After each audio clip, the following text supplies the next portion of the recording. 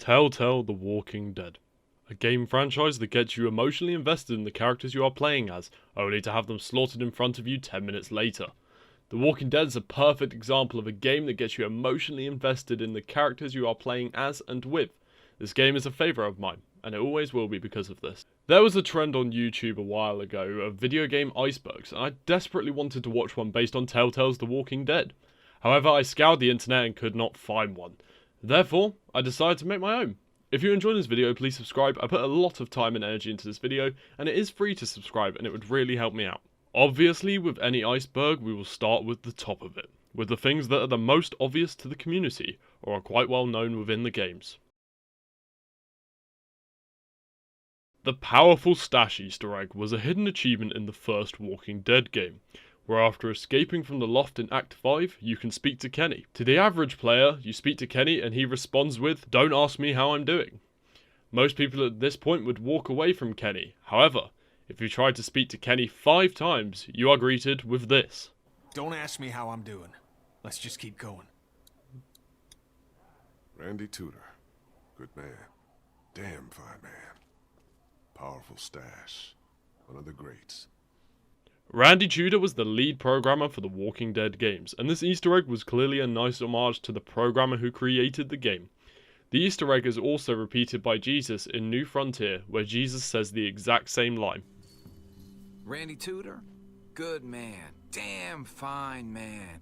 Powerful Stache. One of the greats.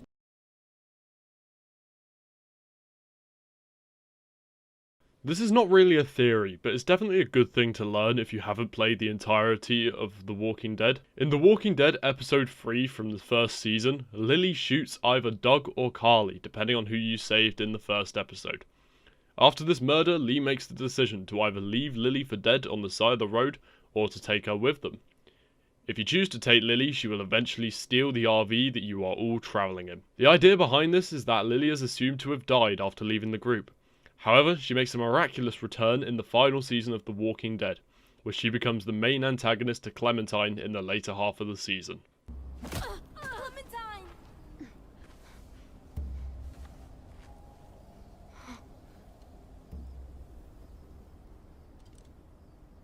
Oh my god.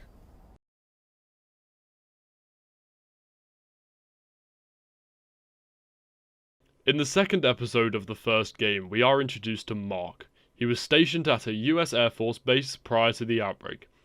We are mainly introduced to Mark so that when the cannibals kill off a character, it is not a character that the developers were trying to progress and have us form an attachment with. However, one thing about Mark is a certain line he says at the beginning of the episode. They've opened the door.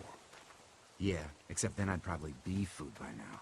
Trust me, I have no regrets. Mark is actually predicting the climax to this episode and his own demise, where he is used as meat for the huge family dinner, which can lead to Larry eating the meat, but also leads to the group being locked away.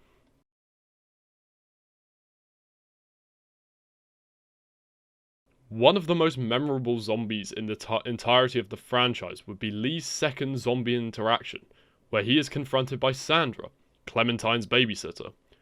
Not a lot is known about Sandra other than she was Clementine's babysitter. In Season 2, there is a line where Clementine is talking to Luke and mentions she used to pretend that her and Sandra were secret sisters, which is why it comes at no surprise that at one point there were plans for a Sandra Flashback. Evidence for this was data mined in the form of this audio. While yes, this audio could be for anything, there were also loads of Foley audio packages of books, and the same ringtone as in the original season of Clementine's house. However, this was clearly scrapped, potentially to not bring in another character Clementine has lost that she had a deep connection with.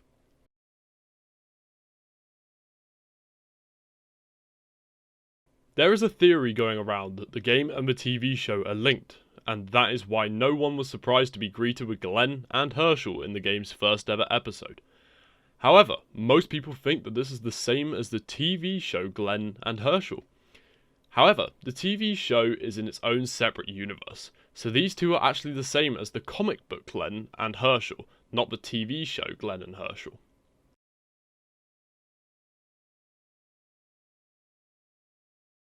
In the second half of Season 1 of The Walking Dead, we are introduced to Christa and Omid, a loved-up couple who take Clementine and protect her after Lee's death. However, this is short-lived, as at the beginning of Season 2, Christa is seen pregnant with Omid's baby. While they are cuddling in the other stall to Clementine, Clem was attacked and Omid was killed. This caused Christa to fall to her knees and kill the assailant. Flash forward in the episode and Christa has lost the baby due to a miscarriage. When Christa goes off to find firewood, the two of them are attacked by bandits, and Clementine runs away and falls into a river. It is not known what happened to Christa after this. Some speculated that she is in Wellington, the fortified town at the end of Season 2, whereas the more likely option is that she died to the bandits.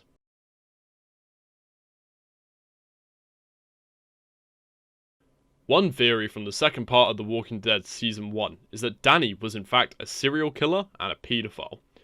Originally the character of Danny was a lot more nefarious than the final game showed, but the developers decided to, instead of making it obvious, turn him into a creepy and subtle eerie character. Brian Summers, the voice actor for Danny, had this to say about his character. Even before the walkers arrived, I think Danny has some major screws loose. It was hinted to me that he was in fact a serial killer and a child molester before the apocalypse. So when it came time to change the menu, I don't think Danny even batted an eyelash. It was business as usual for him. I think the rest of the family was trying to cover up for Danny. Tennessee, or Tenn, is a character in the final ever episode of The Walking Dead, and actually has the possibility to be the final character that dies in the franchise. However, there was originally supposed to be a flashback for this character. The flashback unfortunately never got fully developed, and as such it is left to lore and speculation, but the common theory is that the flashback would have shown us how he got his scar, or how his sisters got kidnapped.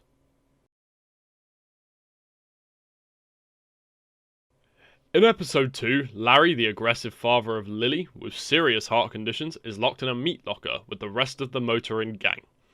He gets very angry and starts pounding on the door, which leads to him having a heart attack.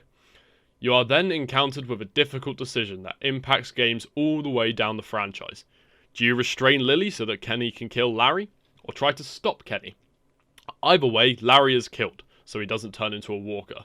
However, it turns out Larry was not dead, as you can actually see his mouth moving right before Kenny kills him. The character of Doug is a fan favourite, and for obvious reasons. His charm, kindness and intelligence, and all of this he shows to Lee, has made fans everywhere love him, with some even doing the hashtag #SaveDoug on Twitter. His character model is actually based on a former Telltale employee called Doug Tobacco.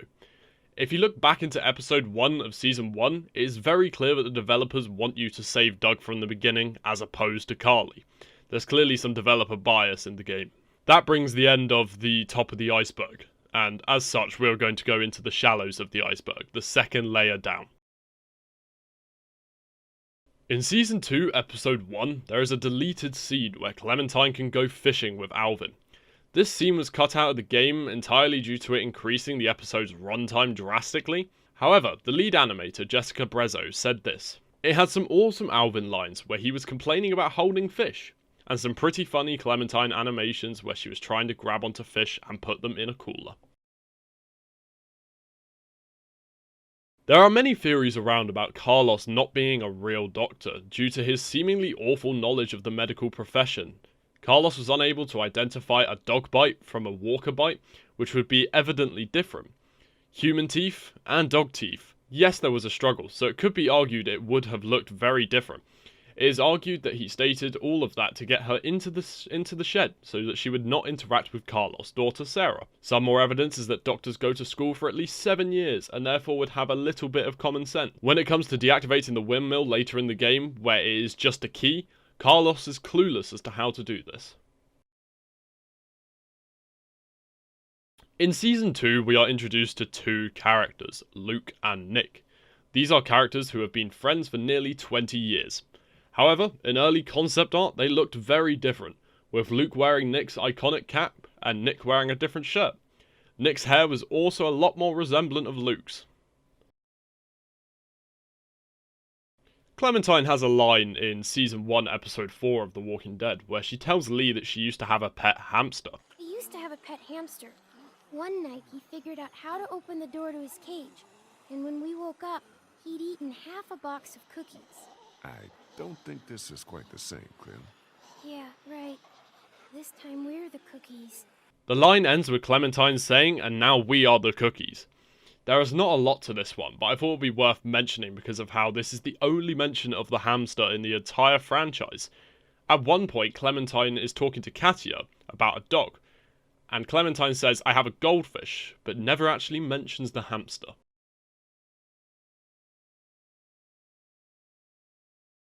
After the success of The Walking Dead in 2012, the developers were asked questions about the two main characters, Lee and Clementine. And originally, their story was going to be very different to what it turned out to be. In an article, a Telltale employee stated the game was always meant to focus on Clementine. Before Lee was decided as Clementine's playable companion, Telltale experimented with having players assume the role of Clementine's brother. However, that decision eventually was axed because, according to Vannerman, a pre-existing relationship would be too much to ask a player to take on. Clementine was initially designed before Lee, and Lee was designed as a compadre to Clementine. Mike is potentially one of the most forgettable characters in the history of The Walking Dead, in my opinion. He did not add a lot, and his death is actually unknown as to what happens when he takes off with Arvo. However, on the PlayStation 3 version of No Going Back, it was originally possible for Mike to be killed for a shoot Mike choice when Mike, Bonnie, and Arvo were leaving the camp. If Clementine shoots Mike, some of the dialogue is changed. This is probably an early choice, but it was cut and changed with asked to leave with Mike. This appears to have been patched via a hotfix, and code swapping to get it is now impossible.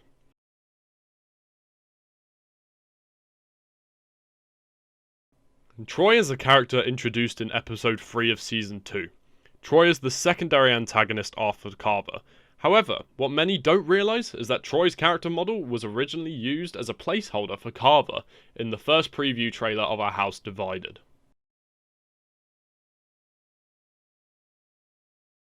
Originally in Season 2 of Telltale's The Walking Dead, there was a plan for Clementine to encounter a tiger, much like Ezekiel's, which would have presumably have escaped from a zoo.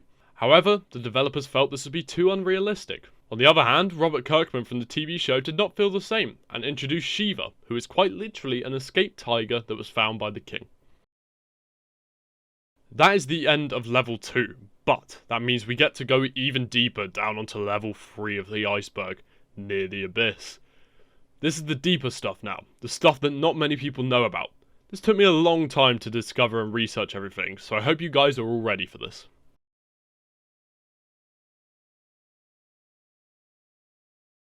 Season 2's original episode names and plot were both very different to what they are in the final version. The first thing to note is that originally Kenny was going to be the antagonist instead of Carver. Kenny was then replaced by Troy, and then Troy was replaced with Carver. While episode 1, 2, and 4 remained the same, episode 3, which was originally called A House Divided, was called Cold Blood, and numerous extra characters were planned to die, such as Mike, Rebecca, Jane, Alvin, and Shell. Season 2, as prior mentioned, would have had a very different plot to the final one that we were introduced to, and thanks to Saptor2532 on Reddit for making an article about this. In episode 1, a lot of the main story would have stayed the same, with some minor differences, such as one of the scavengers was originally intended to be Mike, who Clementine would have re-encountered in the prison. Sam the dog would have also survived a lot longer, and would have come with you to the cabin. Episode 2 changed quite a lot. Kenny was originally meant to be Carver. Kenny would have shown up at the cabin where everyone was holed up when Clementine found them, and he would have burned the cabin to the ground. In the end, the story would have played out the same, with the survivors finding the ski lodge and holding up until Kenny would have come and rounded them all up. Episode 3 changed drastically. As previously mentioned earlier, there were a lot of character deaths. But obviously, the main difference is that Clementine would have been having Christa flashbacks, which led to her remembering Mike was one of the people who attacked. This leads to Clementine having the option to shoot Mike later in the episode. Eventually, Nick, Sarah, Clementine, Luke, and baby AJ would have escaped. In episode 4, Vince and Bonnie would not have made it, and a new character Eddie would have been implemented. Sarah would have ran off into the snow. Episode 5 changes a lot of the story. Kenny is obviously the main antagonist alongside Troy hunting down the survivors. The three that are left at this point are Luke, AJ, and Clementine. However, they would have gotten separated in the snowstorm. Clementine would have fought with Troy because he was going to molest her. Clementine would have shot Troy after this and made it to a rest. At this rest stop, she finds Luke and AJ, and Luke is fighting Kenny. Luke would kill Kenny, however he would reveal that he was bitten, and the game would end with Clementine having to choose to take AJ with her or leave him behind. This is a very morbid end to the final episode of Season 2. The original plot for Season 2 was much darker, and in my opinion is probably why Kenny does not appear in Season 3 other than the occasional flashback, because he was not supposed to survive Season 2. Purgatory theory follows the idea that Lee is actually a guardian angel to Clementine, as opposed to just a normal guardian. The opening and closing scenes suggest that Lee survives in a state of purgatory. In the original crash scene, it is suggested that the opening scene with the car crash argues that Lee's physical body never left the car after the crash. The easiest way to argue the purgatory theory is by the handcuffs in both the opening and ending scenes of the game. In the first episode, Lee is on his way to prison and is handcuffed in the back of an officer's car, whereas in the last episode, he gets handcuffed to a radiator. Lee is not given a hero's burial in the final episode, and his unceremonious ending is an example of just another person dying to the apocalypse. Now this is all speculation, obviously, but does hold up a lot of compelling arguments, too many for this video alone. If you want a video made on purgatory theory, leave a like and let me know. There was an internet leak where apparently Skybound, who bought Telltale when they were struggling financially, was due to create an add-on game based on the events of Season 3 called A Fatal Frontier. However, at the moment this is all merely speculation, and there is yet to be an official announcement from Skybound as to whether or not they will produce such a game in the future. The game would follow directly from Season 3. The storyline would have been that Richmond had fallen, and therefore Javier would go searching for Clementine. Kenny would also be retconned back into the story, despite past events with Wellington.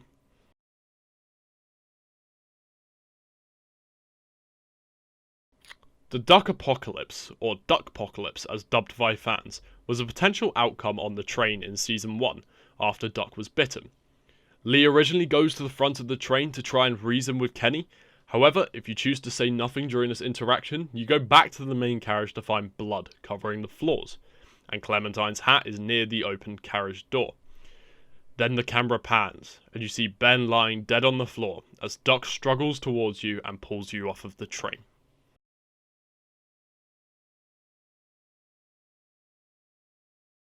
Kenny's death in Season 3 is evident if you choose to walk off of him in the end of Episode 2. He will die in a car crash. Whereas, if you stay in Wellington, Kenny's fate is unknown and assume that he went back to Florida. However, there was another cut death of Kenny's in Season 3, where he would have walked out into the Virginia lake. Gavin Hammond, the voice actor for Kenny, revealed in an AMA that Kenny's original Season 3 death involved him walking into a lake while singing a song that Gavin Hammond had to come up with, and drowning himself. This would have been a very morbid end to Kenny, and I am personally glad this did not make the final cut.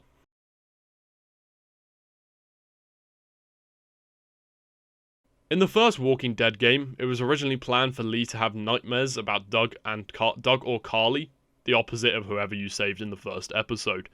These nightmares would have appeared while the survivors were in the meat locker. This is the first time that Lee's murder victim prior to the outbreak's name is mentioned, and also the only time. The characters are pale, with white walker eyes, and it's definitely one of the eeriest cut parts of the game. We are now in the abyss of the iceberg. The abyss is where all the creepiest and most obscure theories and secrets are hidden. Let's not waste any more time. Remember, if you're enjoying this, please leave a like and subscribe. It helps out the channel a lot.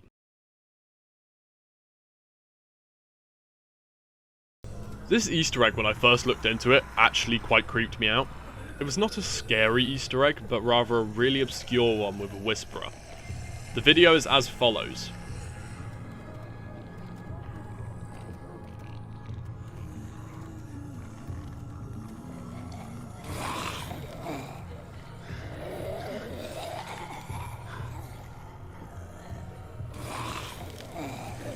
Grady standard. Exemplary human being. Standard of excellence, I always like to say. And what beautiful golden hair.